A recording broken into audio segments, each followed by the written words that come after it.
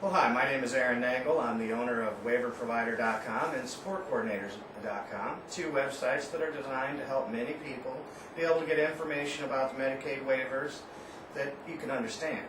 Also, it's a place that you can find people to help you and your loved ones. Here with me today is a lady that needs no introduction, Jane Johnson, the Director of the Agency for Persons with Disabilities. Good morning, Jane. How are you today? I'm good, thank you. How are you, Aaron? Good. I'm glad to see you. Unfortunately, the weather is not perfect here in Tallahassee today. Well, we always welcome rain, so That's true. we'll take the lightning and thunder with it if we have to. Maybe it's symbolic. Well, I appreciate you inviting me here today to go over a few different questions with you.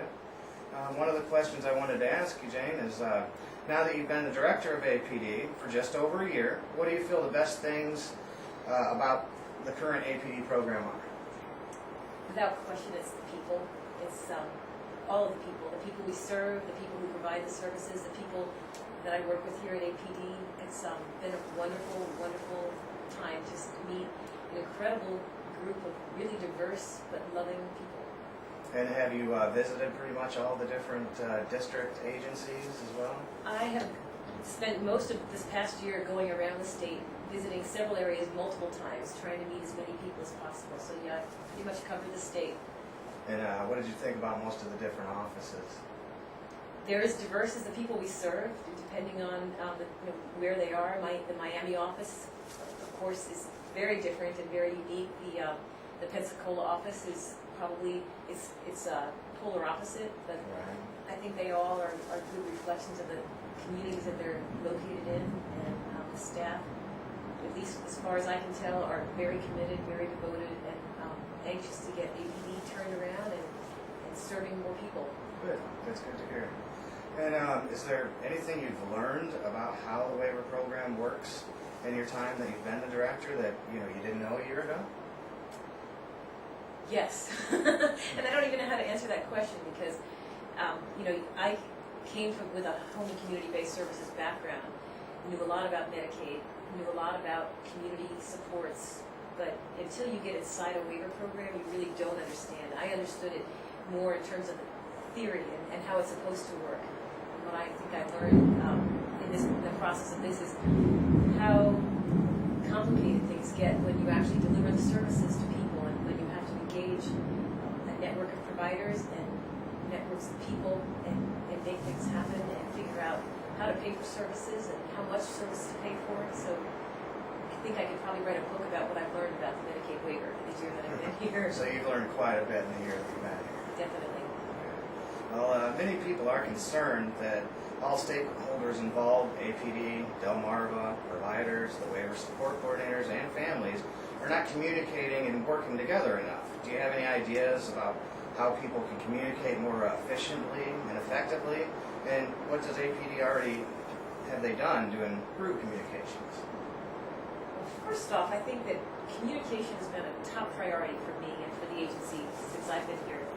And that was the reason I spent so much time going around the state and meeting with the area offices, meeting with the family care councils, holding meetings pretty much all over the state, trying to engage the public, to answer questions. I started immediately after starting my job. The legislature passed Senate Bill 1124, so a lot of time going around and explaining that to people. We held a Unity Summit. We conducted legislative visits. We've implemented an electronic newsletter. We've worked very closely with the press and the stakeholders. So I guess my first piece of advice would be to consider your source at all times. Your website and your communications tools have been wonderful because of the integrity that I attach to what you do. You are really unique. You stand out because you don't take our words and turn them around, but you tend to put things in total, press releases and comments in their totality so that they're in context and they are accurate. But the agency puts a lot of information out, and that information has a tendency to get twisted as it moves through the communication channels, and so people, and particularly families, get only bits and pieces, and that winds up frightening them more than it does helping them. So my first advice would be to always consider your source when you're listening to information. Try to go to APD first, and then of course, knowing that your commitment to work with us and to provide good and accurate information, then I would recommend that people look to your website and just to other trusted providers that don't have a, I don't want to put, Well, just say it like it's on your mind. well, if people have an axe to grind or a political point that they want to make, then they will slant the information and maybe provide only half of it or some of it, or make things out to be worse than they are. And So in other words, you're basically saying that some people kind of turn the information to benefit them a little bit more instead of giving out the full, accurate information. that, or they're trying to make a point to legislators, and by making very frightening statements, that this kind of like Chicken Little, that the sky is falling. And I know when we went through the first round of reductions in services, and we had to eliminate 5 services, and a lot of people said that this was going to be the end of the world and it was going to be terrible. And the reality is, we managed, and people have figured it out. We did have one fairly significant issue with personal care assistance. The limitations that the legislature imposed initially were too severe for some families. We were able to go back and get that limitation raised, and now I think people are stabilized. I think what people will say now is that by comparison with those service reductions and cuts, the tiers and the provider rate reductions are going to be a lot more difficult to manage. So, but let's just remember, we got through that first round. So it's, but a lot of providers and a lot of people out there tried to make it seem like the world was going to come to an end, and it didn't. So it just, I really caution people to please get good information and always consider your source. And do you think people are actually working together more organizations, and families, and providers, support coordinators? I'm always told that I'm too much like Pollyanna, but I do. The fact that you're here today makes me think that we are. The fact that we had so many people come to that Unity Summit shows me that if we're not, we at least want to as a community, that people really do think there's value in coming together. So I do. We've got a wonderful relationship right now with Florida ARC. That has evolved over the year. Florida, when they're not suing us, we're working well with them. We have good communication. That they're doing what their members want them to do, but we know we'll never always agree with everybody. But I think that the DD Council has been very supportive. The Family Care Council has been wonderful. So there are a lot of organizations out there that we are working very closely with now that we probably had what I would consider tenuous relationships with about a year ago. And what do you think is the most valuable thing about the waiver support coordinators in the state of Florida?